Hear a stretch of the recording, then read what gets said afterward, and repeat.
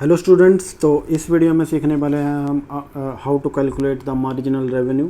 तो marginal revenue कैसे calculate करेंगे। तो सबसे पहले ये समझ लो कि मार्जिनल रेवेन्यू होता क्या है। मार्जिनल रेवेन्यू क्या होता है? Change in total revenue when extra quantity is sold by the producer. जब आप एक एक्स्ट्रा क्वांटिटी सोल्ड करते हो, सेल करते हो, तो उससे जो टोटल रेवेन्यू में चेंज आएगा तो उसको मार्जिनल रेवेन्यू बोलते हैं। ठीक है, तो क्या ऐसे भी लिख सकते हैं आप मार्जिनल रेवेन्यू को, marginal revenue is equal to total revenue n minus total revenue n minus 1। ठीक है, अभी का टोटल रेवेन्यू क्या है और पिछला टोटल रेवेन्यू क्या है, उनके बीच में जो डिफरेंस आ रहा है वो मार्जिनल रेवेन्यू है। ठीक है, तो मार्जिनल रेवेन्यू को दूसरी तरह से भी कैलकुलेट कर सकते हैं। अगर आपके पास टोटल रेवेन्यू है, डिफरेंशिएट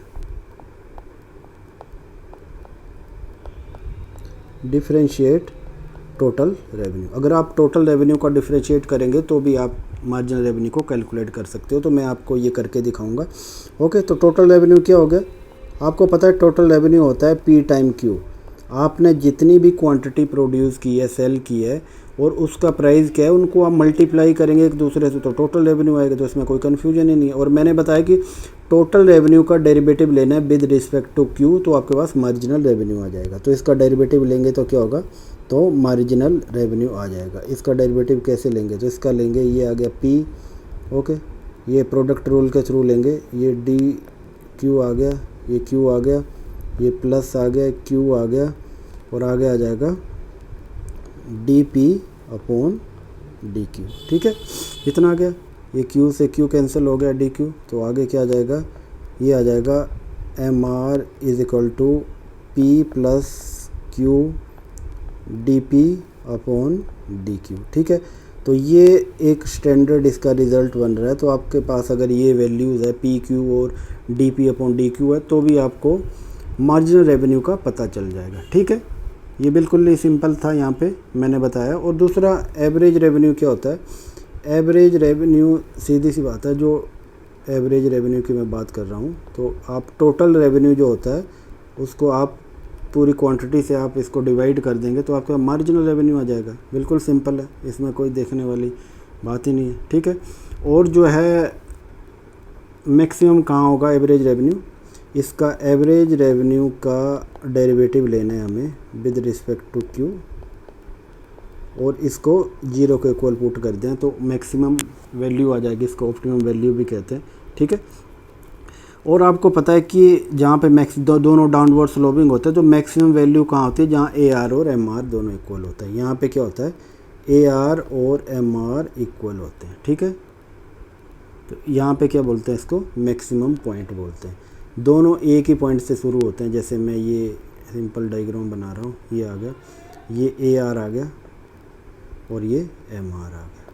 ठीक है, ये Y और X में यहाँ पे ले रहा हूँ, ये क्वांटिटी आ गया। ठीक है, तो देखो दोनों एक ही जगह से स्टार्ट हो रहे हैं। तो इनिशियली क्या है, मैक्सिमम कहाँ होंगे? जहाँ पे AR और MR दोनों इक्वल होंगे। ठीक है, तो आपको इतनी चीज़ें समझ आ गई है। तो आगे मैं बिल्कुल न्यूमेरिकल से शुरू करूँगा आपको।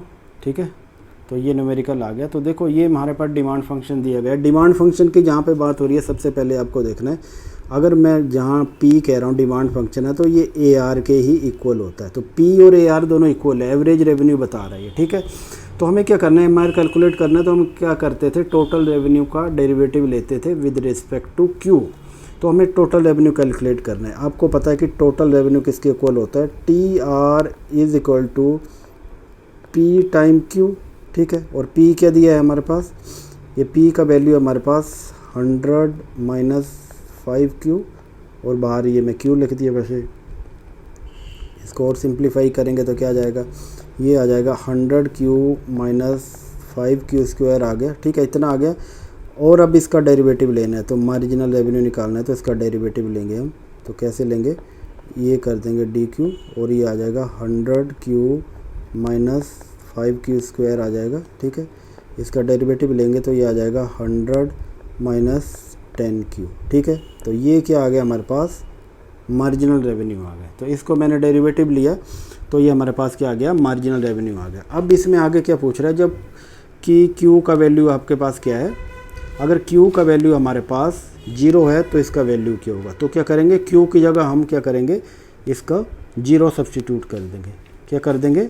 जीरो सब्स्टिट्यूट कर देंगे। तो क्यू की जगह जीरो सब्स्टिट्यूट करेंगे तो आ जाएगा हमारे पास प्लगिंग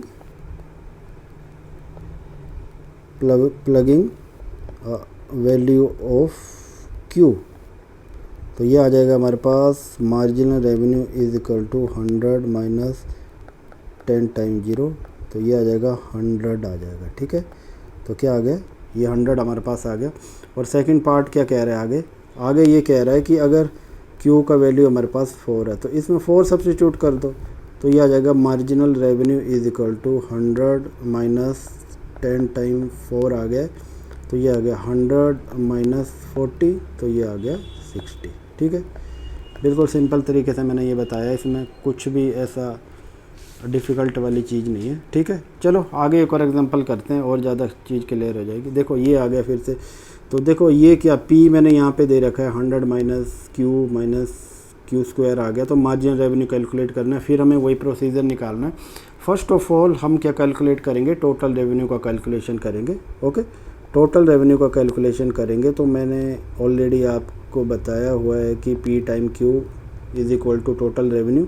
तो इसी में वैल्यू सब्स्टिट्यूट करेंगे तो ये आ जाएगा 100 माइनस क्यू स्क्वायर आ गया। ओके, तो इसको क्यू से मल्टीप्लाई कर देंगे तो ये आ जाएगा 100 क्यू स्क्वायर और ये क्यू क्यूब आ गया। ठीक है, इतना आ गया। नाउ डिफरेंशिएट करेंगे with respect to Q. Okay, क्या करना है? डिफरेंशिएट करना है इसको।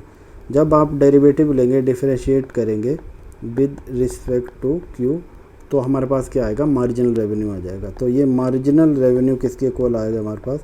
100 माइनस 2Q, सिंपल मैंने पावर फार्मूला यूज किया यहाँ पे, और 3Q स्क्वायर आ गया। ठीक है, इतना आ गया। अब क्या करना है हमें? अबे पूछा है कि Q का वैल्यू 2 है तो ये क्या आएगा? ठीक है, तो अब वैल्यू सब्स्टिट्यूट करेंगे and Q is equal to 2, तो मार्जिनल रेवेन्यू कितना आएगा? Okay, what would be value of marginal revenue? Okay, तो दिस इज़ 100 माइनस ये 2 से मल्टीप्लाई कर देंगे। ओके, माइनस 3 और ये 2 यहाँ पे लिख देंगे। ठीक है, आगे चलते हैं।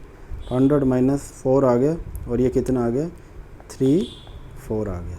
ये आ जाएगा 100 माइनस 4 माइनस 12। ठीक है, तो ये आ जाएगा 100 माइनस ये 16 और ये आ जाएगा 84। ठीक है, तो ये क्या आ गया हमारा? पहला मार्जिनल रेवेन्यू का वैल्यू कितना आ गया? 84 आ गया। अब हमें सेकंड करना है। तो सेकंड में क्या कह रहा है? ये क्यू का वैल्यू हमारे पास कितना है? What is the value of Q? Equal to 0। Substitute the value of Q in marginal revenue function. तो मार्जिनल रेवेन्यू फंक्शन में वैल्यू सब्स्टिट्यूट करेंगे 100 माइनस 2, इसमें क्यू की जगह 0 पुट करेंगे, यहाँ पे भी 0 पुट करेंगे। ओके, तो आगे चलेंगे 100 माइनस 0, तो ये हमारे पास क्या जाएगा? 100 आ गया। ठीक है, तो ये वैल्यू 100 आ गई। तो दोस्तों आपको यहाँ तक ये आई होप कि पूरी तरह क्लियर हो गया है कि किस तरह से हमें कैलकुलेट करना है मार्जिनल रेवेन्यू को। ओके, तो सबसे पहले हमें क्या करना है? टोटल रेवेन्यू कैलकुलेट करना है। ओके, उसके बाद हमें क्या करना है? उसका डेरिवेटिव लेना है। ठीक है, डेरिवेटिव लेंगे तो हमारे पास मार्जिनल रेवेन्यू कैलकुलेट हो जाएगा। फिर आप वैल्यू सब्स्टिट्यूट कर सकते हैं जो भी आपको सब्स्टिट्यूट करनी है। ओके, तो ये बिल्कुल वेरी सिंपल कॉन्सेप्ट है, इसमें ज़्यादा कंफ्यूज होने की रिक्वायरमेंट नहीं है। ओके, तो थैंक्स फॉर वॉचिंग।